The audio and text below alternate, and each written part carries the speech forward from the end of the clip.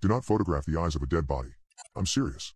You probably won't ever see a dead body, and would have no right reason to go as far as taking a photo of it, but as Randy and I were filmmakers, we had wanted to film a ride-along with corpse collectors for a long time. Our contact is a mortuary assistant named Ben, who he and his partner Sam delivered corpses and detached limbs to a coroner from the metro area. Here were the rules that Randy and I must follow during the ride-along. 1. Do not answer questions by onlookers. 2. Do not film the dead body's eyes. 3. Do not take off the sticker with the corpse collector logo on it. We didn't fully understand rules number 2 and number 3.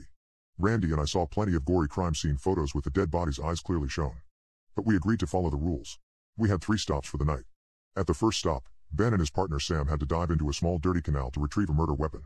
A recently caught serial unaliver threw it in there. Second stop, Ben and Sam had to comb the kitchen floor of a house, trying to find a finger belonging to a homeowner who lost a knife fight with his wife over a TV remote. I could tell that Randy started to get bored. The third stop of the night was where it all went wrong. We were deep in suburbia. The air felt different. No wind and no sound of insects.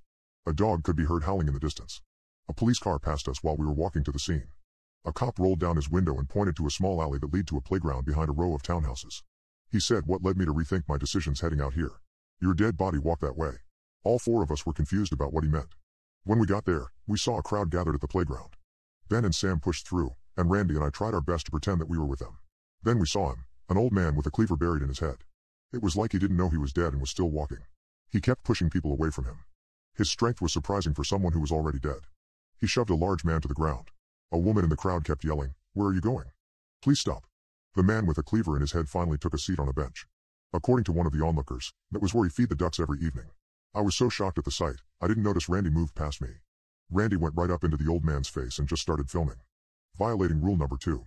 The man didn't look into the camera. After Randy moved around him, trying to get a different angle, the old man slowly slouched over and passed away. Ben and Sam didn't notice Randy break the rule as they were busy talking to the old man's family.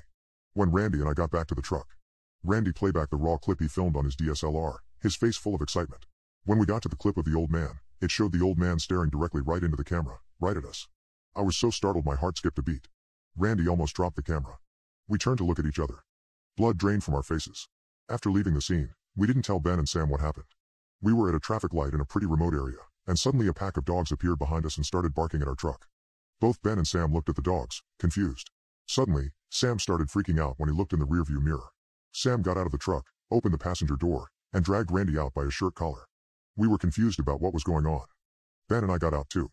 Sam showed Randy's sticker to Ben. Randy's sticker with the corpse collector logo on it was upside down. Sam and Ben made sure Randy and I put the sticker on properly. They even took a second look at us before they okayed us to get into their truck.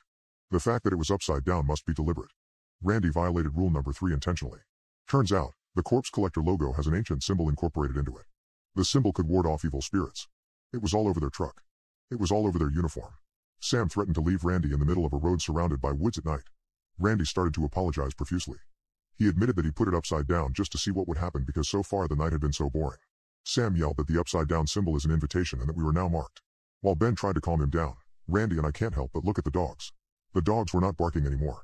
They were looking into the field next to us. And that was when we saw them. A row of pale people, some unclothed, some in white ropes. They were far away, but they seemed to be about 7 to 8 feet tall. They were slowly marching towards us. When I turned to get back in the truck, I was shocked to see the cleaved old man clutching onto the side of the cargo bed like it was a side pillow. He was not moving, but he had a grin that he didn't have before. I felt my soul leave the body. I wanted to collapse on the ground so badly and just weep.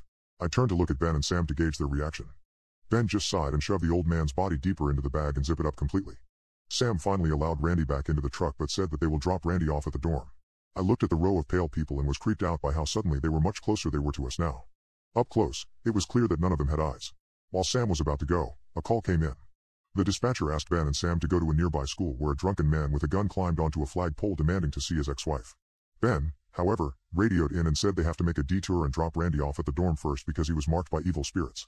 I thought for sure the dispatcher was going to get mad. But, the dispatcher just told Ben to be careful and not get the mark transferred to him too.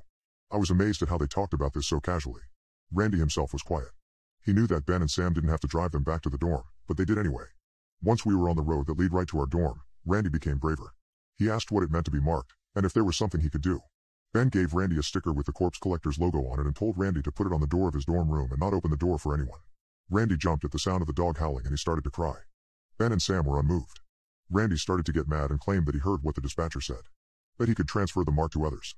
He started to rub the truck, thinking that was how it worked. Sam shook his head and drove away as Randy shouted at us. We finally made our way to the coroner's office. As Ben and Sam took the old man's body to the coroner, I waited outside. Then, on my phone, Randy sent me messages. He said that the abandoned half-constructed building opposite our dorm suddenly had a bunch of people standing on them looking right into his dorm room's window. Before I could type anything back, I was startled when a dispatcher, Ben and Sam's boss who gave us permission for the ride-along, patted me on the back. He asked me how the night was so far and if I got any good footage.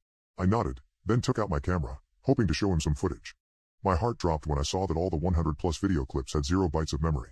They all had the same thumbnail, the face of the cleaved old man looking directly at the camera.